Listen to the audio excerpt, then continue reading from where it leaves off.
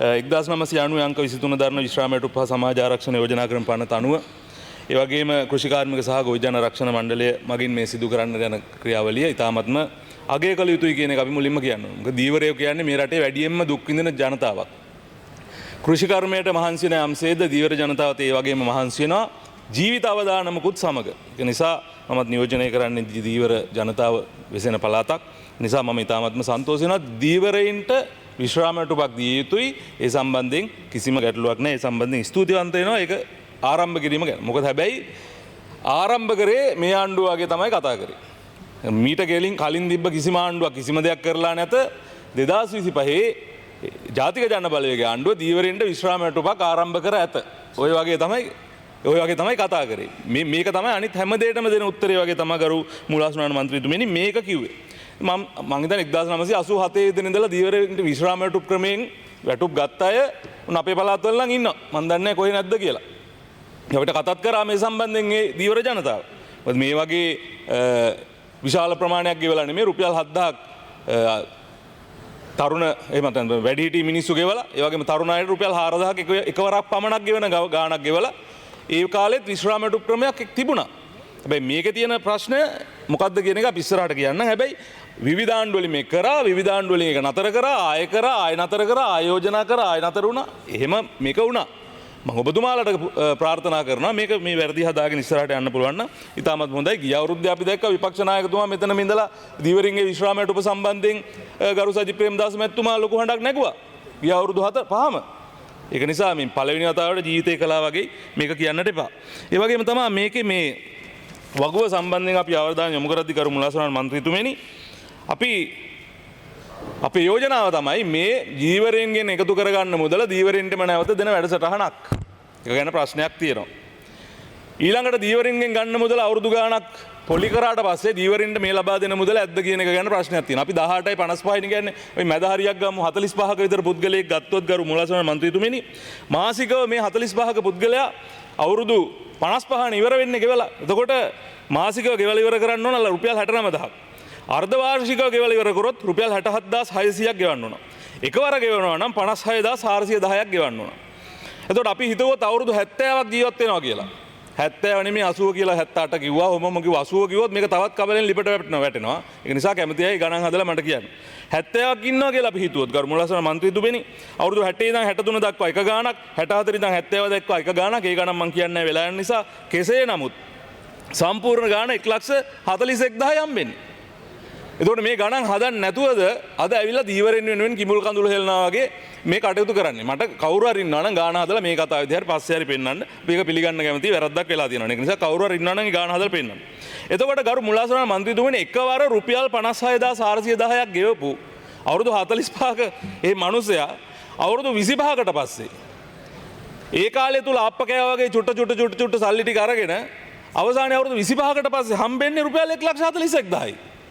මේ මොන ආර්ථික විද්‍යාවක්ද මේ? ඒතකොට දීවර ජනතාව අපි දන්නවා යම් ආර්ථික ප්‍රශ්න නිසා ඉගෙන ගැනීමේ ප්‍රශ්න තියෙන්න පුළුවන් දීවර ජනතාවගේ. හැබැයි දීවර ජනතාව මෝඩයෝ නෙමෙයි. මේක දන්නේ නැහැ කියලා හිතන්නේ. නිසා අද කියනවා මේ අපි මුකුත් කරේ නෑලු. ඒගොල්ලෝ තමයි මේක පටන් ගත්තලු.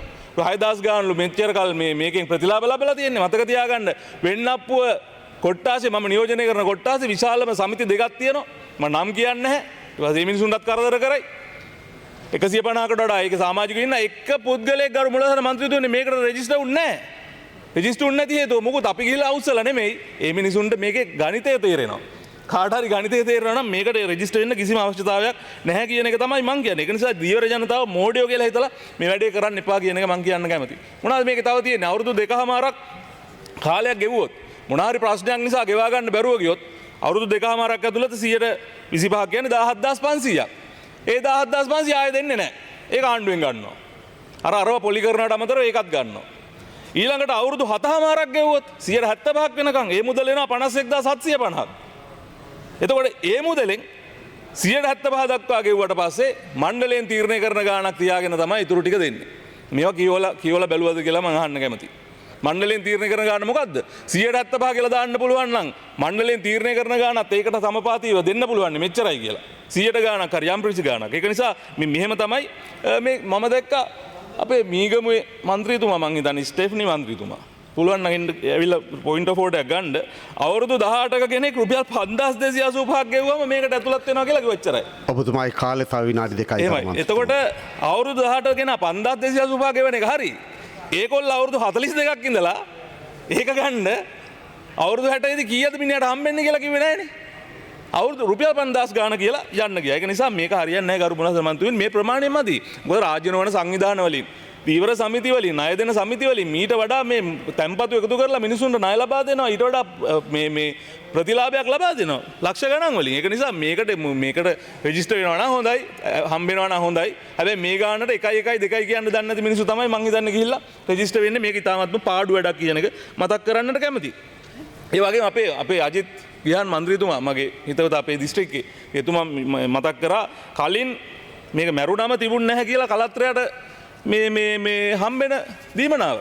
දැන් මං කියන්න කැමතියි මේක මේ 1996 සැප්තැම්බර් 9 වෙනිදා මේ 977 මේ ගැසට් එක. මේ ගැසට් එක තමයි මීට කලින් බලපාපු ගැසට් එක. ඒකේ 8 වෙනි එකේ ඊටාම පැහැදිලිව තිබෙනවා කලත්‍රයට ලැබෙන ඒක වගන්ති 3කින්ම කියලා තියෙනවා.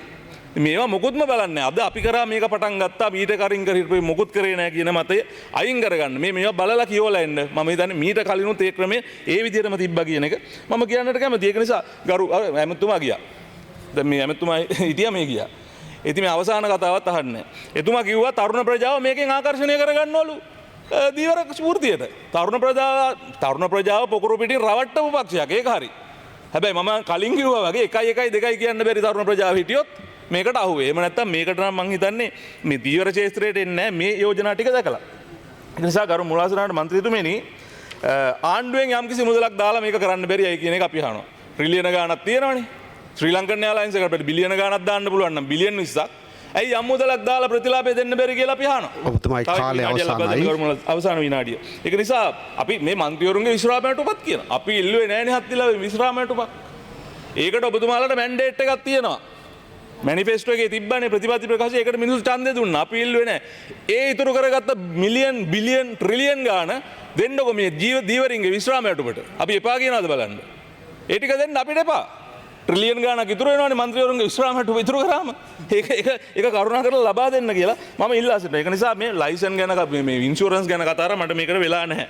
ඒ වගේම විශේෂයෙන්ම කියන්න අවශ්‍යයි කරු මුලාසරාණ මන්ත්‍රීතුමනි මේ රක්ෂණයේ දැන් DP රනිල් ස්ටැන්ලි වෙන්නපුව හොඳයි අවසන් කරමු කරු මන්ත්‍රීතුමනි. රක්ෂිත එන්ජිමක් මේ මූදට වැටලා විශාල කාලයක් අද වෙනකන් සත පහක් ගෙවලත් නැහැ බලන් දෙන්නෙත් නැහැ. මේ රක්ෂණයේ හැටි තමයි. සයුර රක්ෂණය නෙමෙයි මං හිතන්නේ මේක මේ බෝට්ටු රක්ෂණය කිරීම කෝටි 4කට වඩා අවුරුද්දකට එකතු කරන රක්ෂණයෙන් ගරු මුලාසරාණ මන්ත්‍රීතුමනි මට ගණන් පෙන්වන්න විදිහක් නැහැ. ඒ වගේම අවසාන වශයෙන් සීෂෙල් රාජ්‍ය ඇතුලේ ඒකත් මගේ දිස්ත්‍රික්කයේ තල්විල මේ ඊශානි දුව කියන නෞකාව නෙමෙයි ඇත්තන මහ බෝට්ටුවක් රෝලර් යාත්‍රාවක්. ඔහුගේ යාත්‍රාව අල්ලගෙන සීෂෙල්ස් වල වෙරළාශක බලකායෙන් ගිනි තිබ්බා. දැන් දවස් 2යි. එතකොට ගිනි තිබ්බම මේ ආණ්ඩුවක් විදිහට මොකක්ද ඒ සම්බන්ධයෙන් රාජ්‍යතාන්ත්‍රිකව කරලා තියෙන්නේ කියන එකත් අපි අහන්නට කැමතියි. මේ වෙනකොට කිසි දෙයක් හැබැයි ඒක නිසා දීවරයින් වෙනුවෙන් කිඹුල් කඳුළු හෙලනවා මෙතුමා කිව්වා වගේ මෙතනට ඇවිල්ලා අපි තමයි පටන් ගත්තේ. ඔවුන් වෙනුවෙන් සියලු සප්පාසුකම් දෙනවා කියනවා. කරුණා කරලා මේ සම්බන්ධයෙන් වැඩ කරන්න. රක්ෂණය සම්බන්ධයෙන් කටයුතු කරන්න. මේ වගේ අනිකුත් දීවර ජනතාව මහ බෝට්ටු සම්බන්ධයෙන් කටයුතු කරන්න. ඒ වගේම රජයෙන් යම්කිසි අරමුදලක් සපයලා යම් මුදලක් යොදවලා ගරු මුලාසරාණ මන්ත්‍රීතුමනි දීවරින්ට වැටුප් ලබා දෙන්න විශ්‍රාමයටුපක් ලබා දෙන්න කටයුතු කරන්න. එහෙම නැතුව ඔවුන්ගේ මුදල මරගෙන පොලි කරලා අවුරුදු 25කට 30කට පස්සේ සොච්චමක් ලබා දෙන එකේ තීරුමක් නැහැ කියන එක මම මතක් කරමින් ඔබතුමාට ස්තුති අන්තිමින් මම යන්න බොහොම ස්තුතියි.